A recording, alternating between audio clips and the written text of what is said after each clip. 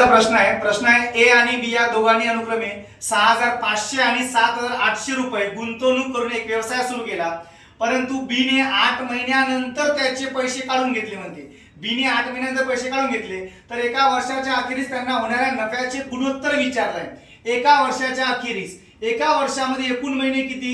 12 महिने। यानं 8 महिन्यानंतर त्याचे पैसे काढले, म्हणजे 8 महिनेच यानं पैसे इन्व्हेस्ट केले। मग ए नावाचा व्यक्ती आहे, यानं पैसे इन्व्हेस्ट केले, किती केले अनुक्रमे?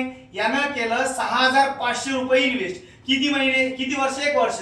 एक वर्ष म्हटल्यावर महिने किती? तर 12 महिने, बरोबर आहे। डिवाइड बाय यानं किती केले? बी ने किती इन्व्हेस्ट केले? 7800। बी ने किती इन्व्हेस्ट केले आहे? 7800 रुपये इन्व्हेस्ट केले। किती महिने? 8 महिनेच केलं, 8 महिन्यानंतर काढून घेतले, म्हणजे 8 महिनेच इन्व्हेस्ट केले। याचंच गुणोत्तर आपल्याला करायचं आहे। काय करायचं? वरचे 2 अंडे खालचे 2 अंडे कट झाले, मग काय करसान? बघा 13 5 65, 13 सकम किती होते? 78। 6 1 6 हा साइन दोन्ही 12, नंतर 2 आहे खाली 8 आहे, बे 1 बे चूक किती होते?